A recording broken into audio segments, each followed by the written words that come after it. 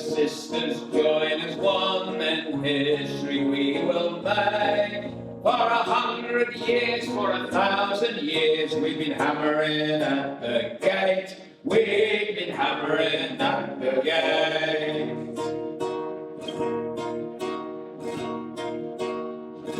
Spartacus showed us the way when in slavery we were bound. Then with John Paul we rose again to pull the gentry down, down, to pull the gentry down.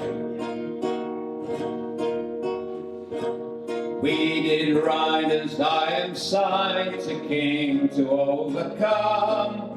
Then as level as renters, diggers fought to hold what we had won, won, to hold what we had won.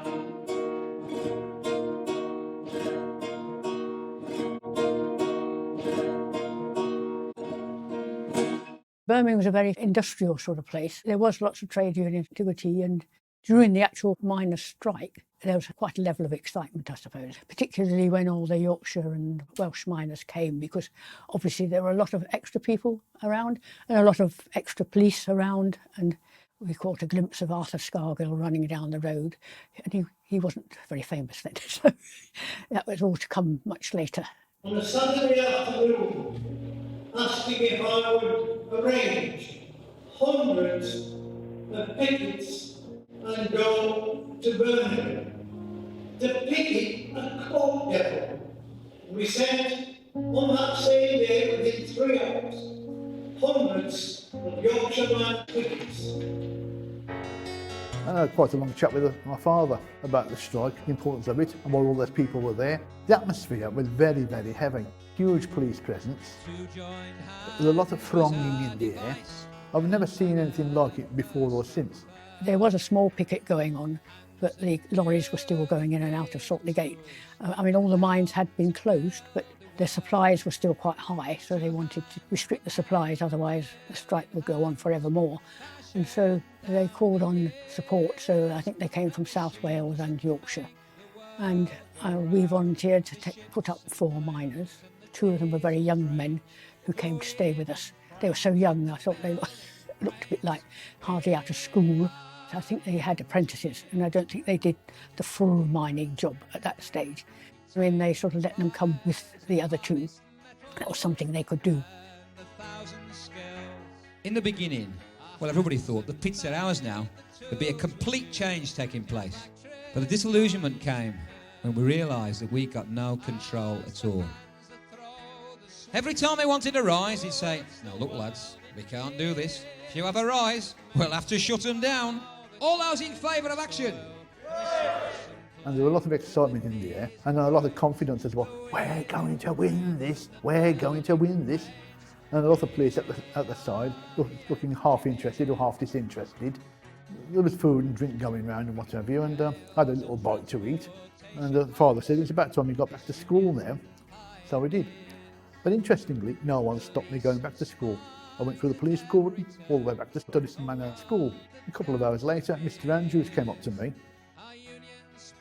"Ian, you were at the demonstration at the Saltley Gates, weren't you?" "Yes, sir. My father was there." All he did was smile at me and walked off. And this was the same headmaster who made the threat about you could get killed there. A neighbour of mine, I mean, I didn't know that he had any connections with it, but his son wrote to me recently. He told me when they were driving across Saltley Bridge, on the day of the strike he was driving, and because he couldn't go through, he stopped the car, got out of the car and joined the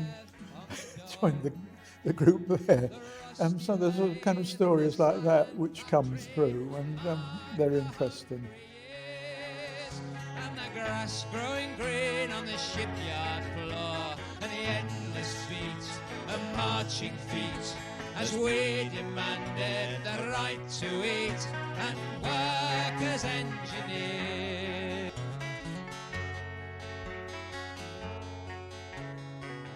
They came back very excited. They'd been waiting and waiting. Apparently they were quite late. There's a sort of a little hill.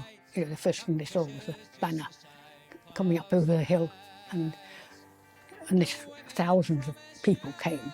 I think they say there were 15,000 there or something. The police has to say that, so, and that's why they closed the gate. They said, there's no way we can stop this now. The organised power of people coming together.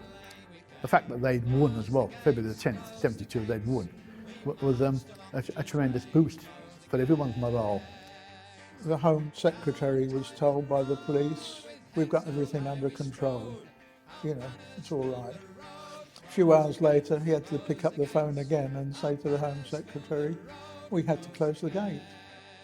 As we know from later, when all the industry was destroyed, all those villages, which were actually all miners, were destroyed. So that was their livelihood, and they were determined to support their families and their people and fight for what they wanted.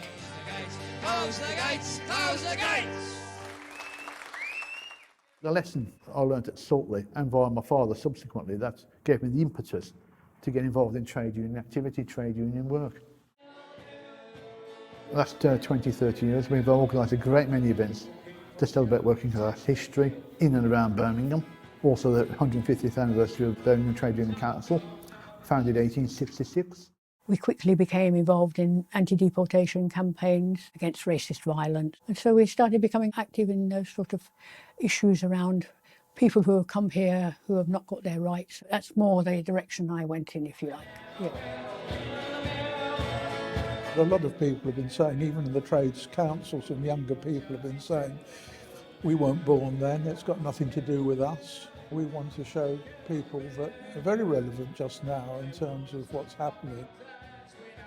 Changes can be made if people come together.